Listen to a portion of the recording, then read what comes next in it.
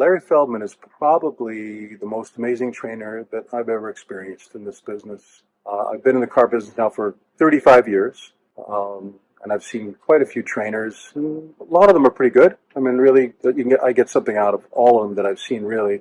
But Larry is in another class. I really mean that. His training is literally riveting. A little while back, I sat in on his first training that I ever sat in on. It was for new hires. I still remember, I'll never forget it. About 25 people in the room who'd never sold cars before. And he started to do his training. And after 2 hours, I was in the back of the room and I raised my hand meekly and Larry stopped what he was doing and said, yes. And I said, maybe we should take a break.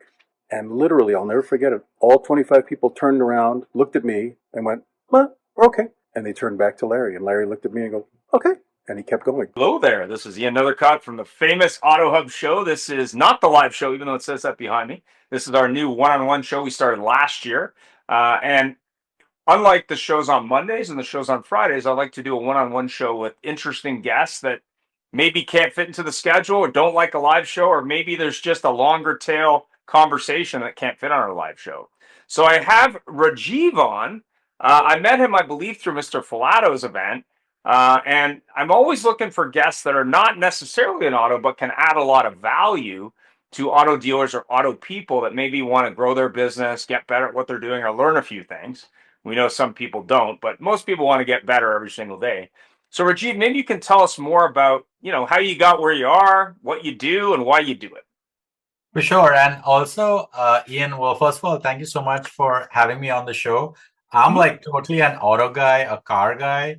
I'm like crazy about cars. I can go on and on talking about cars. And I actually have worked on car brands in the past. I actually worked on Tri-State Ford as a brand a few years ago when I was on the agency side for JWT. It was a division, it's called Team Detroit.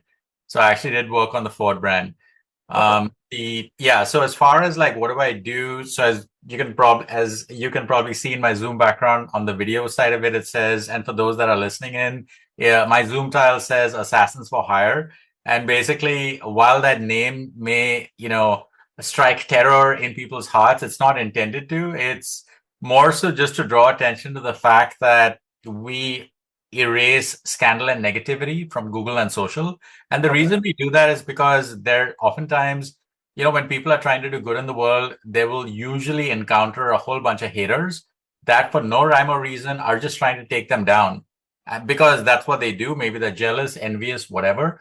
But the problem is that all those lies that they're spewing online in the form of either posts on social media, mean tweets, fake reviews, or even stories that they leak to the press just to create mischief can have some very serious damaging consequences to the people, individual businesses involved. And people see these things online and make a snap judgment and assume the worst about either that individual, that business owner, that brand, that organization. And then things just fall apart for that company, whether that means losing sales, losing customers, their inability to support their business, support their family, support their employees. So this is a very, very serious problem. And so I've been doing this work for the last 10 plus years. One of my claims to fame is helping Unilever get into the Guinness Book of Records for their most successful product launch campaign till date for Lipton green tea. We got the Guinness Book for creating a gamification idea, which was the world's largest online jigsaw puzzle, because this was the launch for Lipton green tea. Green tea has a thing called theanine that is linked to mental agility or mental alertness. And we use that as the big idea to create a gamification experience around jigsaw puzzles, because how else can you associate mental alertness in a game that is fun and accessible to the vast majority of people? So we ended up making the online jigsaw puzzle, which was the largest at the time, with 300,000 active users at the time as well. So that's just a small little introduction as to what I do. I absolutely love what I'm doing.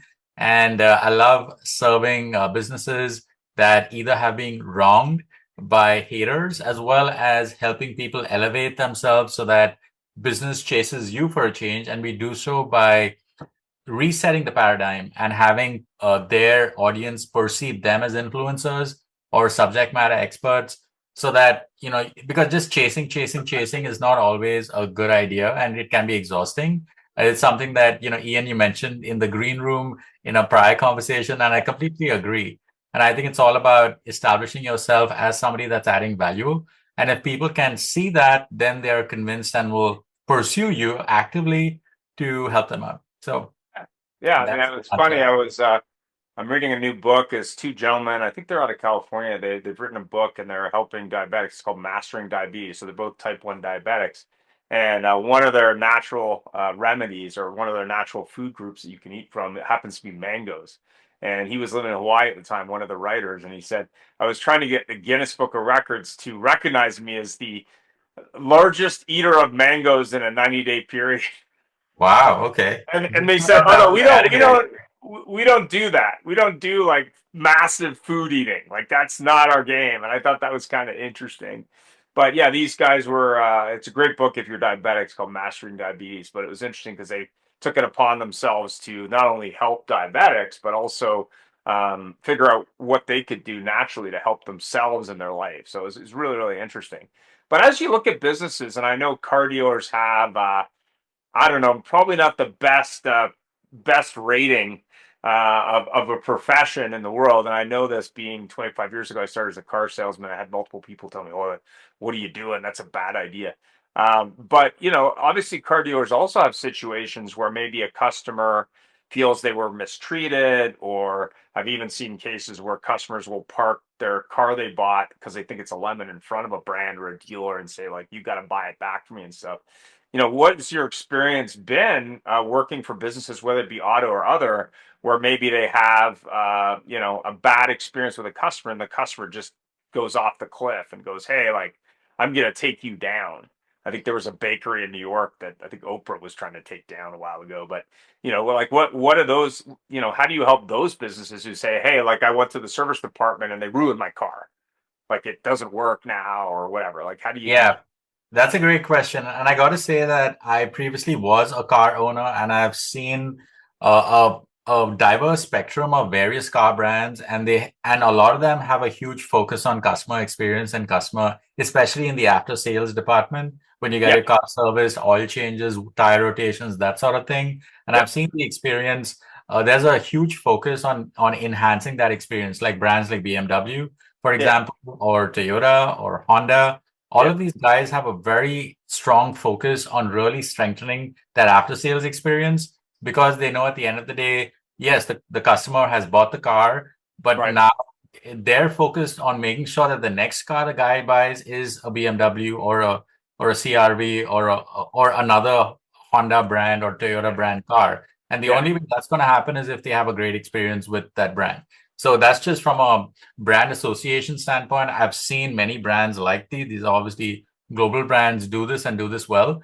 I will say, to answer your question more directly, the first thing that I always recommend for brands and businesses to do is to take ownership, is to don't remain silent. Just address the customer's query by, first of all, acknowledging that they maybe had a bad experience, taking some responsibility, assuming that the review being posted is an actual customer that Right. actually did business with that specific brand. And the reason I'm saying this is because 50% of reviews that you see online you cannot trust, because the person that's reviewing the business is reviewing the wrong business. And that's why the business has to obviously first check if that review is actually a bona fide customer of that specific business or that specific brand. So that's the first thing that they need to do. And obviously be very upfront in their communication by answering that review, by either clarifying to the reviewer that either I don't think you're our customer, or maybe this, you had a bad experience with another car dealership, not us, whatever Yeah. that case is, that's one part of it. But assuming that the review is accurate from the standpoint of that customer is their customer and they did have a bad experience, then they should reach out to them by inquiring as to the specifics of what that was. Because Right. the main thing that triggers most customers is they had a bad experience, they have the impression that the business doesn't care and the business is just out to get their money. So once you can allay those fears and tell them that you care, tell them that you give a damn, Tell them that you are genuinely interested in ensuring that the next time they do business with you, it'll be a better experience. Those steps are taken very seriously by customers, and there's a great way of working it out and making it right. Because if they decide to hire, let's say, a reputation company like me to get that review deleted, sure, we can get it deleted. But the point is, it's going to cost them a lot more to hire me to get it deleted than it would be to kind of sort it out with the customer. Because again, just to talk numbers, sure, can we get reviews deleted? Yes, we do this all day long. We're very good at it. We have a 98% success rate in getting reviews deleted. But it's going to cost you like 2,000 to get a review deleted. And yes, reviews are important because people look at reviews, make snap judgments, and then if you have a bad review, you could lose like 50,000 a year in lost revenue per lost customer. So it's a serious thing. So obviously you got to take reviews seriously. But that being said, you could totally work it out with the customer by just offering him like, okay, I'll give you a free oil change. Here's a voucher. It'll cost the business, I don't know, maybe $50, $25 even. But the point is, like, if you're thinking strategically, you can in fact even convert that irate, angry customer into an advocate, a champion even, because now they're touched that you really care and you've done so much to make it right for them. Maybe just take them out to lunch or something small but really meaningful. Tell them that you care. Be human about it. And those things actually go a long way because, again, obviously, I'm not here to say don't use my service, but please. I mean, that's what I'm in business for, so that people use my service. But again, from a long-term strategy, it behooves the business to show the customer that they care, to show the customer that they're very on as far as looking at reviews, that the reviews matter, and the fact that they respond to the review quickly and make every attempt to reach out to the customer with all available communication channels, including phone call, text, email, the standard ways, to let the customer know that they're actively trying to get their attention and make this right. So that's what I would recommend to your listeners who may be car dealerships or repair shops or aftermarket customization. Because I've done it all. Like I said, I'm a big car guy, gearhead, and I just love this stuff. So what about that business? And I always use Yelp as an example because I used to do a lot of traveling when I worked for Nissan. And we'd go to different cities and you'd be looking for a restaurant, there'd be like these Yelp reviews. So it'd be like, let's just say 500 reviews and some were bad, but most were good. So that to me was always a good, gauge of a good restaurant, because if they have no reviews, you don't know. But if they have a few, who knows? But if they have a lot and a percentage are bad, it's probably just sort of going to get shaken out in the wash. What about that business who says, hey, like, yeah, 99% of my reviews are great, but I have the one or two that are not great. Like, what do you advise those kind of businesses? Like, what do you think there? Yeah, that's a great question, Ian. And the thing is, it's almost the same response where, first of all, you have to assess if that is your customer to begin with. Because like I said, 50% of the reviews you see online, the customer is reviewing or blasting the wrong business. So you obviously always want to check if that is actually your customer or not. And also, if it's a multi-branch business, you got to check if that's a customer of your specific branch. So those are like two things that you have to ensure from an accuracy standpoint. Assuming it is an actual customer that is reviewing the correct branch and the correct business, then of course you need to identify as to you need to get into the details as to when that was, to understand if there was actually some service related issue or outage at that time. Like maybe it was like rush hour, maybe it was like Christmas Eve, or I don't know, 4th of July or something. Maybe it was that they had a hurricane the day before. I don't know, right? So the point is, you need to understand the context as to what was happening at that time and see as to if that was an outlier. And then obviously reach out to the customer to let them know that, okay, thank you for your comment. We're sorry you had a bad experience, but please understand that this is not our usual thing. Usually most people love our experience, and it just so happened that when you came, our maitre d' was like out, our head chef was out sick or whatever, whatever the reason is or was, you kind of just want to let them know that was the case, because it's really important that customers feel heard and customers feel that the business cares. If anyone wants a takeaway from this conversation, it's that. Let the customer know that you care. And you need to be upfront and overt and even explicit in letting them know that you care, because if people have the impression that you don't, they will then badmouth you behind your back. and you may see a dip in either walk-ins, loyalty, frequency of purchase, referrals, that sort of thing. So what about a big brand? Like I know Jaguar did an ad campaign, maybe it was 2 months ago, and people were really upset and on both sides. But when you look at a brand like that has a track record of design going back, call it 75 years, I don't know, in that range, and then they do something dramatically different from an ad campaign and from a design point of view, what would you advise them if you were talking to, say, their marketer and go like, hey, like obviously you had a percentage of people that thought it was cool, but most of them didn't. Like, how do you advise that brand to do sort of damage control on that kind of thing, and maybe move the ball forward and get back on track to where they should be? I mean, what would you advise there? Yeah, so I mean, I haven't seen the ad campaign, so obviously can't comment on specifics, but just based on what you're telling me, it seems to be maybe similar to what happened with Budweiser, where they Yeah, went a certain direction yeah, thinking that it was like progressive, but turned out to be the bad idea. Wrong decision, resulted in massive loss to their brand value as well as sales, which most brands care about. And then they had to backtrack, make corrections, make retractions, tell their loyal base that they apologize for this wrong decision and they're going back to basics and staying true to the brand that the customers love and are want to engage with on an ongoing basis. So like the brand has to kind of take ownership for whatever decisions that they took, and whatever the motivations for that decision was. Call it experimentation, call it innovation, call it whatever you want to call it. yeah, But if, let's say, their main base is not thrilled with the idea, is put off by the idea, is actually having the opposite effect, where rather than attracting people towards you, you're repelling people, pushing people away, pushing people towards your competitors, then that's not good, and you need to do damage control immediately. And the way to do so is by putting out content that A, recognizes what happened, B, take responsibility, C, reset the narrative by talking about things that people like about the brand, talk about the history, the prestige, the pedigree, that sort of thing, yeah. and also talk about maybe other interesting things that can get people looking at the things you want them to look at, which are the good things, not the bad things. Talk about awards that the Yeah.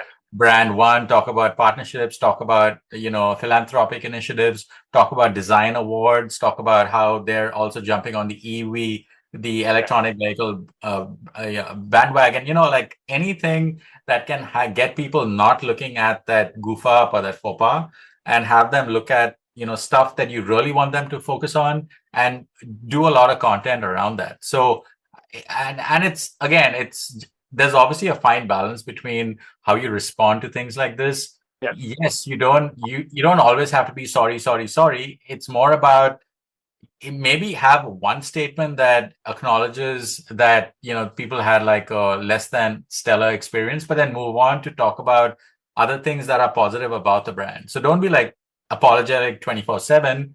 Maybe you can be apologetic once, but then the rest of it should be talking about the positive attributes of the brand, what it stands for, future plans, and they are very they listen to the community, listen to the users, very Yeah. active forums, that sort of thing. So when they are using those kind of insights, you then have a recipe of doing something great, which, at the end of the day, people are humans and they care about the fact that you're listening to them and taking their comments into consideration. And when you let them know that you're doing that as part of your main ongoing strategy, it's something that you can kind of win them back, because for the same reason that you cheese them off, you can win them back as well.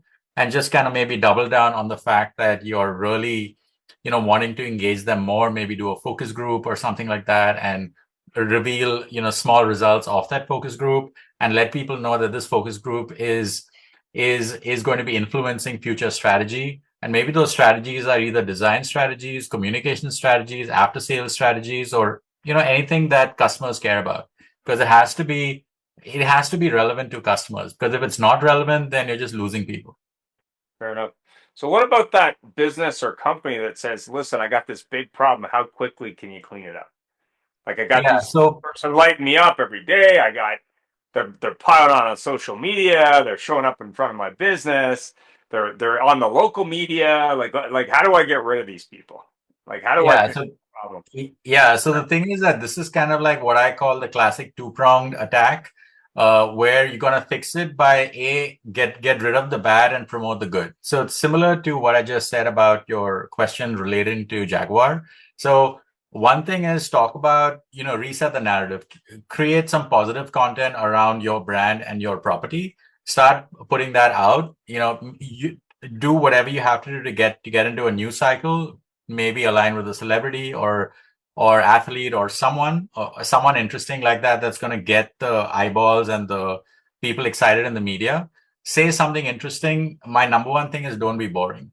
Say something interesting, stand out, be bold, even brash if needed, to kind of get to cut through the clutter and have people talking about you. So that's one thing, as far as get them looking at what you want them to look at. So that's part one. Part two, and parallel path, is to eliminate all the bad stuff that the haters are talking about. So that's the part that, a reputation company like the one that I'm in would do by deleting all that content everywhere, from the internet, from Google, from social, from press outlets, from social media, from blogs, from forums, from all those places. That's what we would do from a damage control standpoint, as well as help the brand create positive content to ensure that, because, like, for example, not that I'm trying to pitch my business here, but we have a, like, Bazooka as a service that deletes, harmful or offensive content. We have another service called Force Field. Force Field is about preventing future threats on Google. So by using that strategy, you can actually prevent or mitigate any kind of future crisis, to the extent of, even if the crisis happens, it won't show up on Google page one. It might show up on page 2 or page 3, but not on page 1. So page 1 is like the holy grail of you wanting it to be pristine. That's like your digital face. So you don't want to show up with mud on your face, right? So the point is, you just want to make sure your face is clean and your page 1 is clean. And that's something that we're helping clients to achieve, that kind of outcome, not just once, but on an ongoing basis. So that's more protect them over time versus that you're getting a hot call saying, I need this gone today, kind of thing. Yeah, so we can do both. So the point is, we can get rid of the problem today, while also putting a strategy together so that that problem does not happen in the future. Okay, fair enough. So what's the service cost? What kind of businesses do you work with?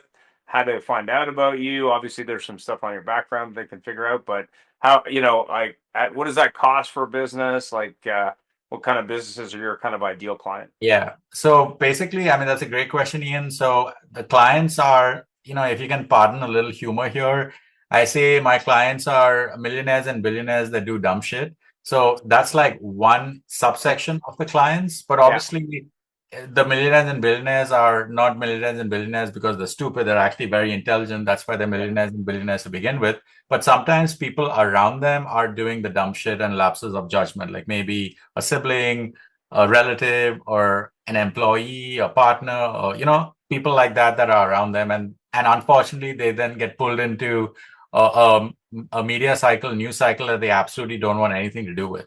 So those are, as far as some of the clients that we work with. We also work with governments and public-facing organizations. Those are some of our clients as well. As far as the price goes, I mean, like I did mention, as a response to the earlier question, getting a review deleted is approximately $2,000 to get it gone from any platform on, like, Google My Business, Yelp, Glassdoor, Trustpilot, etc., including Amazon, Walmart, etc. So getting a review deleted is approximately that. Getting a story deleted, that depends on the level of complexity. And complexity is driven by 4 variables: recency, quantity, source, and topic. So recency means that if it's a 2025 story we're trying to kill, it's going to be a little bit harder to do than a 2001 story. So that's going to drive the price up. Source means, where is the story? Is it on Joe Schmo's blog or is it on New York Times? So the New York Times, story is going to be a little bit harder to kill because it's New York Times, and more so if it's FBI.gov, for example.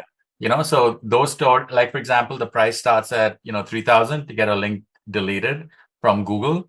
And if it's on New York Times, it's going to be $7,000 or $8,000. If it's FBI.gov or SEC.gov or ICE.gov or any .gov website, it's going to be a lot higher than that, more like $15,000, $20,000. But that also relies greatly on if the client has the documentation that supports his version of events. And that is, in fact, the fact that he is actually innocent, and what's out there is misrepresenting who he is and what actually happened. So long as he has that documentation, we can leverage that and then get it gone from, a variety of places. And sometimes we cannot get it gone because the client actually is guilty.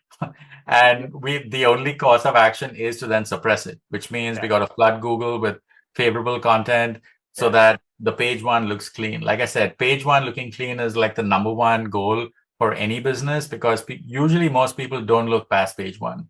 The data tells us that 98% of people online don't look past page one, and 67% of people online don't look past the first 3 links on Google page one. So if your first half of your Google page one is looking clean, you're good for the most part. But if your Google page one has something scathing, like an arrest record or something, yeah, that's definitely not looking good for you, and that needs to be handled immediately. And when getting it gone, does that mean it's permanently gone, or can it pop up later? Well, yes, it's permanently gone because that's what we do. But the only caveat to that is if the person, for whatever reason, that story comes back into the news cycle, then that's a fresh case, and obviously not part of the permanently gone outcome, because then we'd have to get it fixed again. Think of it like your house is on fire. The house is on fire, we put the fire out, it's done. But if somebody puts it on fire again, well, them putting it on fire again is not our fault, right? So we got to like put the fire out again, which obviously is a separate fee. So that's I think an easy way to think about it. And obviously, you have a website that'll be below, just so you know. Yeah, it's rsquaremedia.com. You can send a text, the 646-249-3561. It's a cell number. Send me a text. I'm happy to share my Calendly link with you so you can have a quick conversation. Like I said, the one difference between us and any other company that claims to do what we do is that, well, you can see I'm a human, I'm real. You can actually meet me, see me. I'm based in New York City. So there's that, confidence aspect to it. Secondly, I'm a very public facing person. I have 15,000 connections on LinkedIn. I've got almost 70 positive reviews on LinkedIn as well. The company is 5-star rated on Glassdoor, so we know we're like high on integrity and ethics.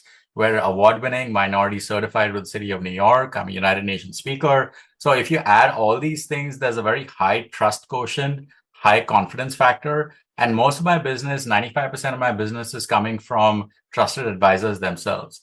Like somebody's PR consultant, somebody's, criminal defense attorney, somebody's consigliere, somebody's, financial advisor saying, talk to Rajiv, he's awesome.